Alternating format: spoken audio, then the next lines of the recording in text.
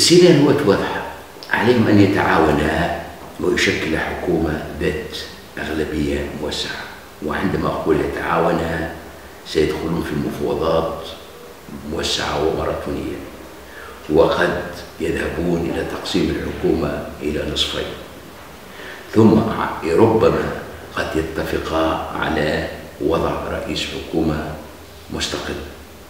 ثم سيناريو آخر هو أنه الحزب اللي عنده أغلبية يشكل حكومة، وهؤلاء عليهم من يحكموا، هؤلاء عليهم من يعارضوا.